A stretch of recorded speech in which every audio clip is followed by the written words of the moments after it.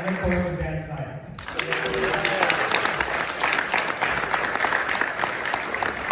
My name is Steve McCarthy. I write for Third Films Review. I'm just a Chicago film critic, but I've been hosting this thing for as long as it's been going on. Just a couple of years ago, I was at an event at the Music Box Theater downtown called Cinepocalypse, and we played this movie, Killer Klowns from Outer Space, with the two filmmakers who are brothers who I guess don't really talk that much anymore, but somehow we found a way to wrangle them and bring them together, and it was an amazing screening. And the one thing I want to ask you guys is what I noticed about the crowd, and just about the movie in general, is it seems to get more popular the further away from the release date that we get. I feel like it's a new generation. There are a lot of, my point about that screening is there are a lot of young people there, a lot of families there, because it is, you know, it's PG-13, so it's not like excessively violent or anything. It's just, as the title infers, it's creepy. But I'm wondering, have you found that to be the case? Do you have any explanation how that has happened? And has anyone even posited a theory about why that might have happened? Well, I mean, I think first of all, you know, if there's ever really a movie that kind of defines what a cult movie is, it would probably be Killer Klowns.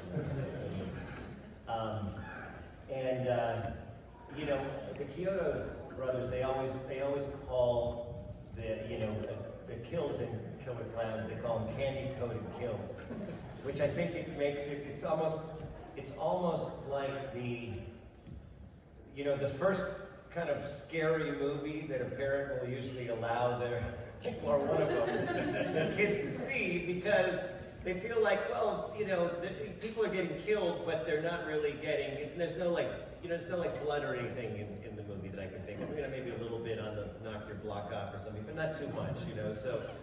So, and it's, at the end of the day, it's original, right? It's very unique and original. I think also the colors are so bright and happy that it's kind of a little bit more confusing. Like, wait, it's scary, but oh no, it's not scary because it's pink and blue and green and, you know, and yellow. So I think you're right. It's a more appropriate film. Personally, I think you should have all your children see it. You know, it's just more appropriate, I think, to show kids, so it can be something that, you know, multi-generations can watch together, which is, I think, kind of cool.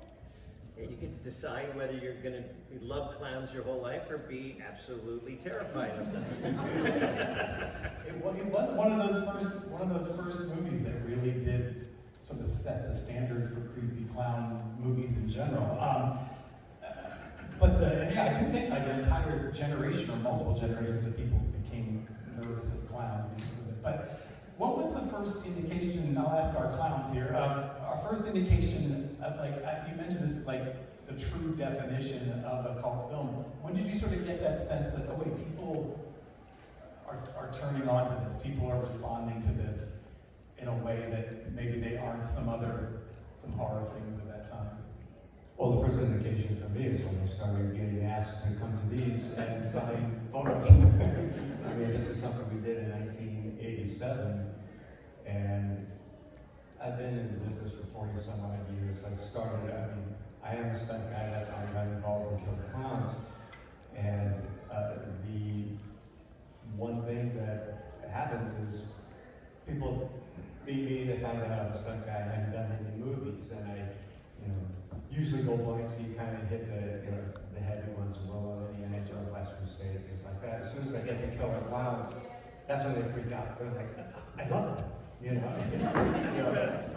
I've done a lot of films over the 40 years, and that's still the one that gets the biggest reaction from people.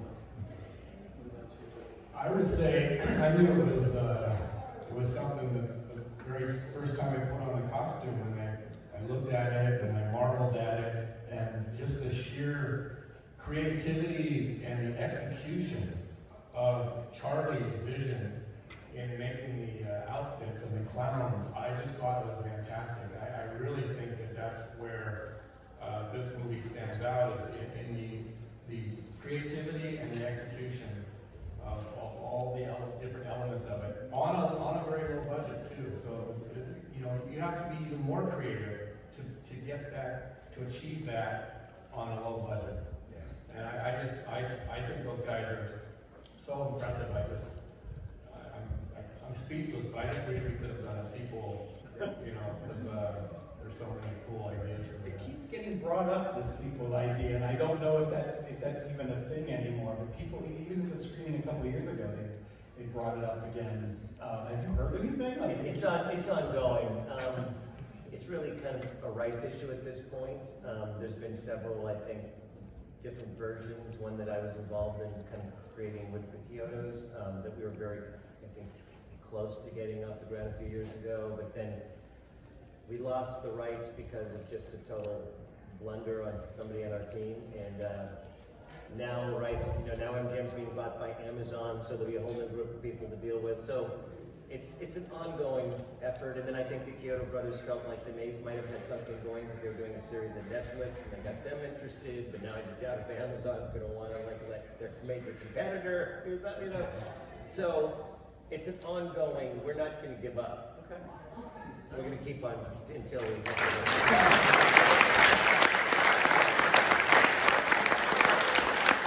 I think someone alluded to it before, the film really is just a great series of these sort of set pieces around these murders. And like, I literally, just last night, was watching the shadow puppet scene on a loop, because I think that's such a genius scene. And actually, at the screening we did, somebody created something, sort of helped introduce the film, created a shadow, something very similar to it for the theater. But I'm wondering if you have, any of you have a specific moment, whether it's a kill or just a moment that you like the best. Well, my favorite scene was the one I was in.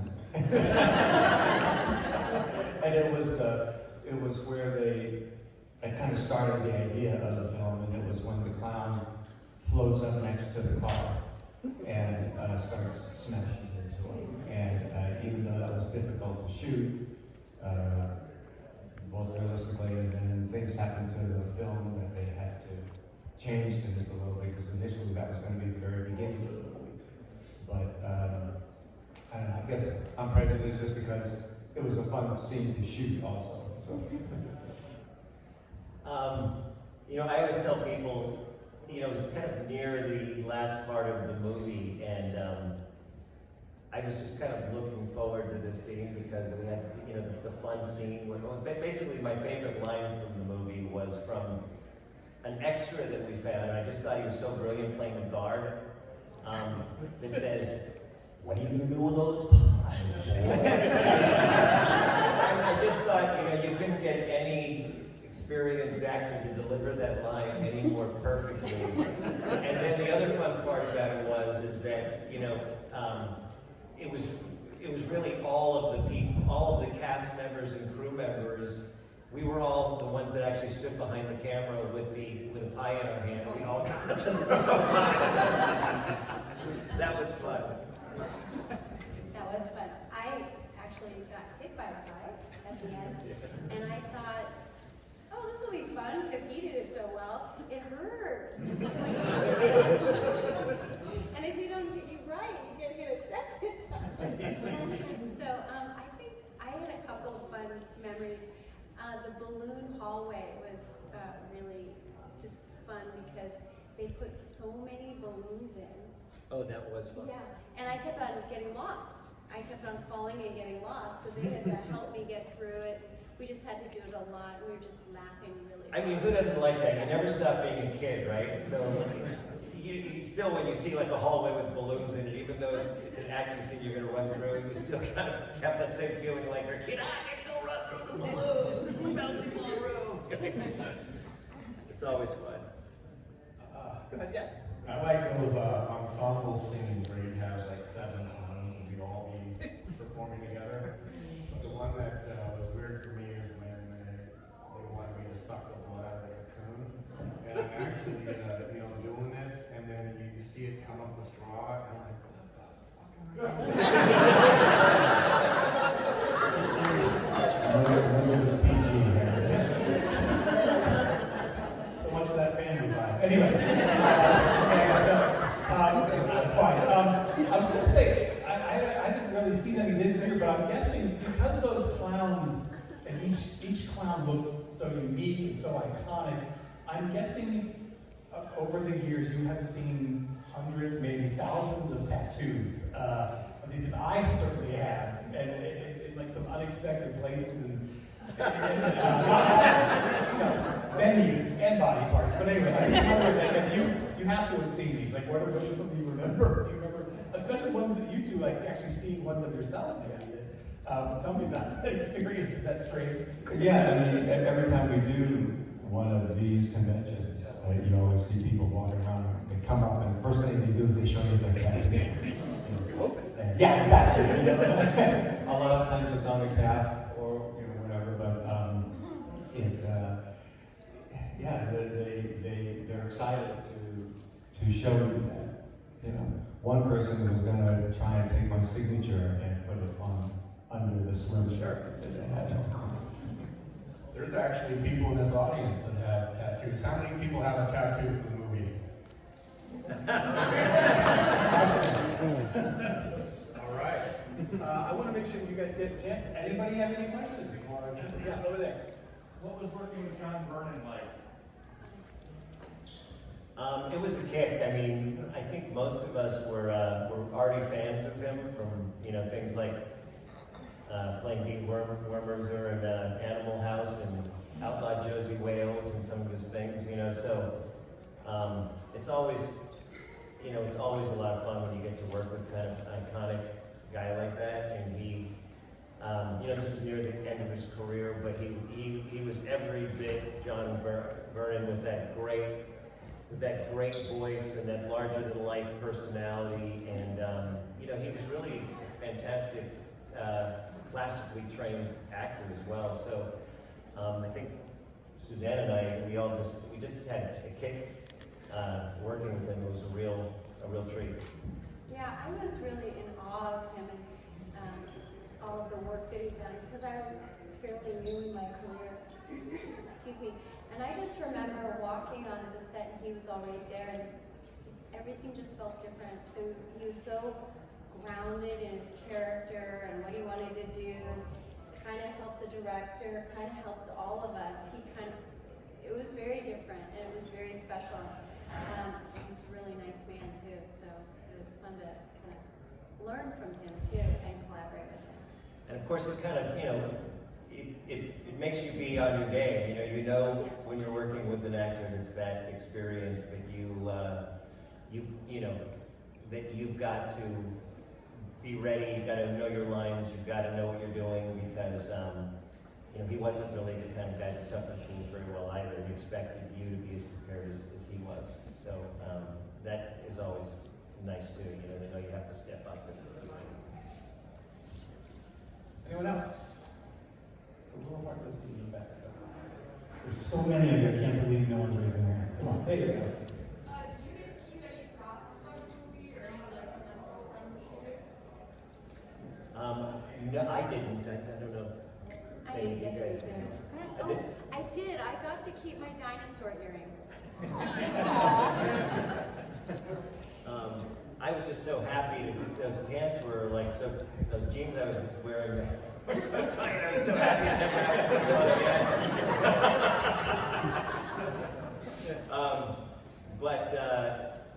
again. We still get to, we're still very good friends, all of us, with the Kyoto. So from time to time we get to go to their studio, and they have so many of the original props and animatronic, heads and all that kind of thing. So we still get to kind of say hello to them from time to time. Anyone else? Yeah. Did any of you guys get to go to the Universal Studios Horror Nights attraction they had for Killer Klowns? I did. It was awesome. It was really cool. It was very cool. I got to go with some of my kids. It was really fun for them to kind of see it. Anyone else? Yeah.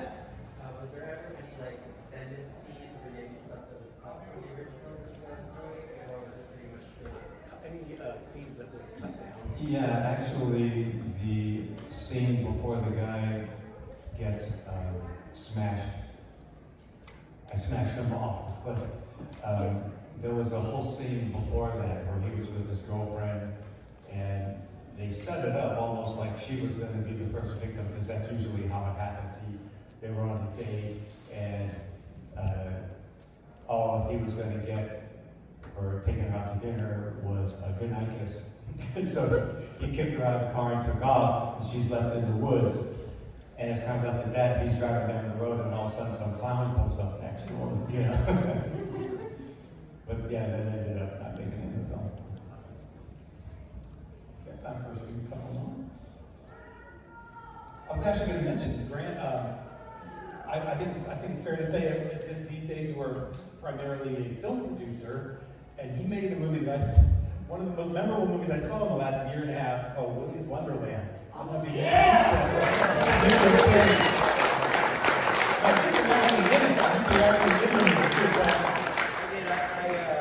It's fun, you know. This is absolutely the truth. I pitched that movie. It was kind of a crazy movie, but my pitch for the movie was Pale Rider meets Killer Klowns from Outer Space.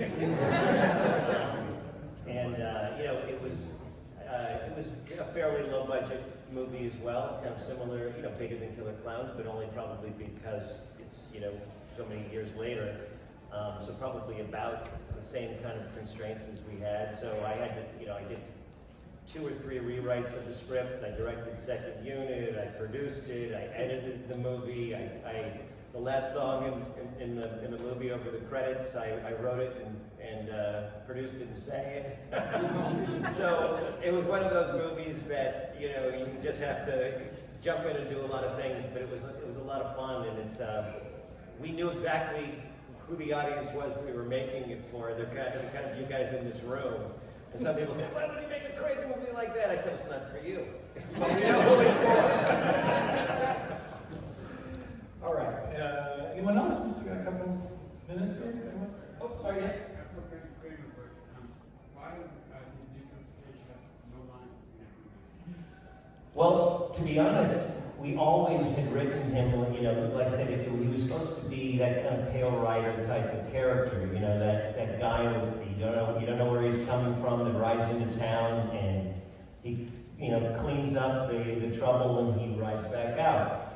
But we did have kind of one line that we were playing with at the end, obviously Willie never shuts up the whole movie, it's your birthday, and we want you to have fun. So he's singing that the entire movie, and Nick is silent. So we had about 10 lines written for him to be his kind of his final line when he, it was basically kind of, do you ever shut the fuck up when he kind of knocks his block out.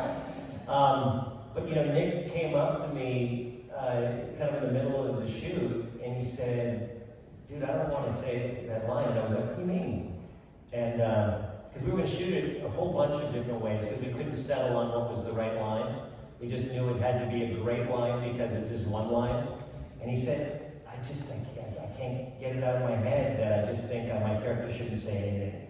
I think, the fact that you go the whole movie and then there's expectation that he's going to say a line and he just doesn't, It'd be the first movie I've ever done where I was able to carry the entire movie and not say a single word. I just think that's so much cooler.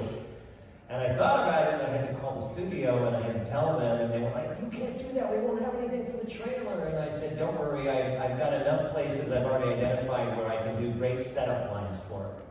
Like, you don't talk much, and things like that, so that we can use other people's lines and then cut to Nick's expressions and his looks, which are so good, and it actually worked out perfectly. But like I said, they were really terrified because, they're thinking, what are we going to have in the trailer? They're like, Nick's not going to be, our movie star's not going to be saying anything. But we were able to do exactly that, is give them great setup lines.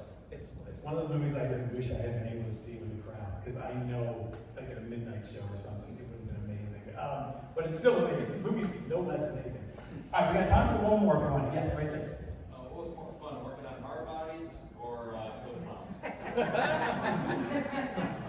Well, I have to admit that being a young guy in my early 20s and working on a movie that was just basically myself and my buddy Courtney and a whole bunch of beautiful girls in bikinis. That was kind of a bucket list experiment.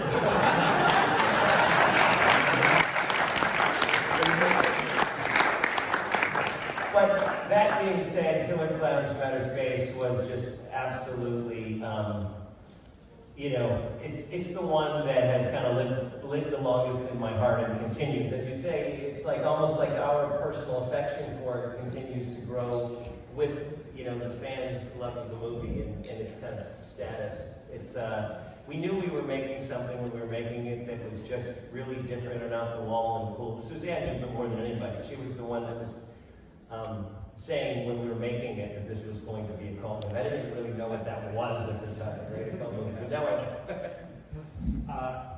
Please go visit them at their booths in the dealer room. Get your pictures taken with their full screening. The private lot out there to the left. Thank you for coming out.